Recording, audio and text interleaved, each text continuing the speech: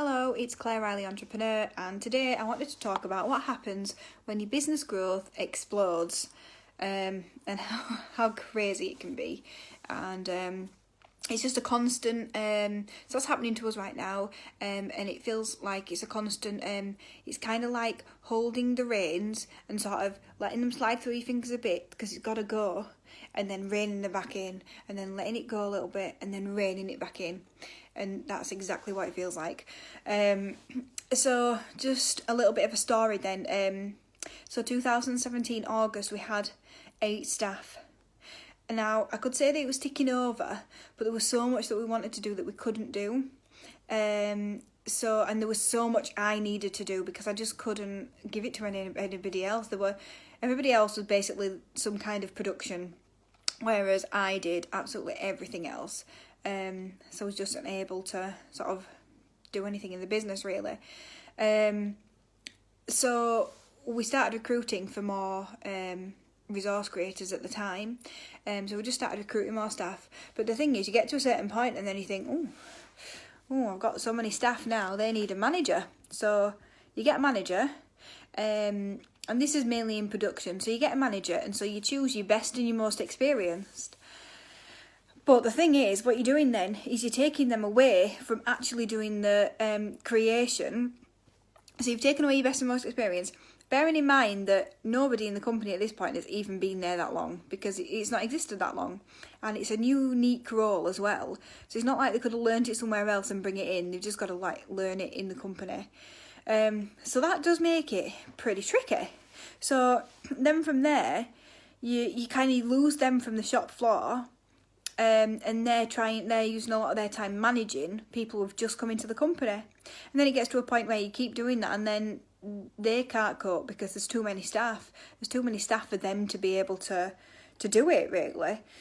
So you want them still doing the doing, but they can't because they don't have time. Yet I can't afford to bring another manager in.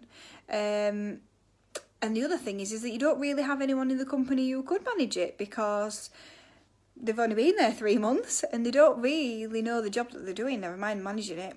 So it does sort of get complicated from there. No one's experienced enough. And then also, when you're taking up people as well who don't have the management experience, that causes issues as well because they might know about the products and they might know how to do things, but then they might not have the management experience. So then you've got to try and work out what you're going to do with that and see if you can put some training in place.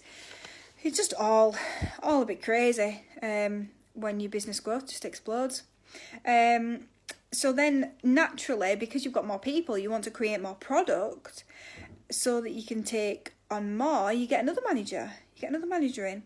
And then you get so big that you've got all these middle managers that the structure doesn't work anymore because everybody's on the same level. And so then you have to do a restructure, and then you end up with senior managers and middle managers, and then you're wondering to yourself, well, this is all very well and good. How long is this going to last for? How long is this going to work for? Because it literally could be a matter of months that would work for your 3 sort of tiers. How long will it be before you're into 4 tiers? And then what does that look like financially? And what does that look like, structurally? It's very, confusing. And I suppose, we've been talking about a possible new role the last couple of days, me and Lisa, my HR manager. And we were just trying to foresee what it might look like. And it's actually really difficult. Until we get there, I don't know what it's going to look like because you kind of just have to react based on... Sorry, that's my cat just behind me. You kind of have to react exactly based on what it is that's going to happen. So I don't know what I'm going to have in place. I can sort of think about areas I might want to have, but I always think it's not going to be the finished thing. I think it'll just be like, right, we'll shuffle things around and see if this works, and then we trial it for a time, and then you do it again. And if you're constantly growing, then it's only going to be fit for a certain amount of time. So we'll see. At the moment, we're recruiting at least every month. We recruited 2 weeks ago for production, for resource creators and proofreaders. Then they're recruiting for customer service next week. So that's still in January.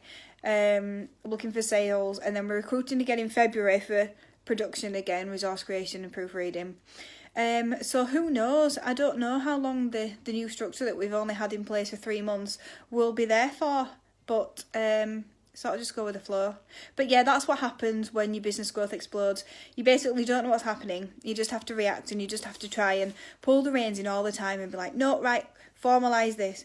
Right, we've got to formalise this. And just keep pulling it back. And that's all I've got to say today.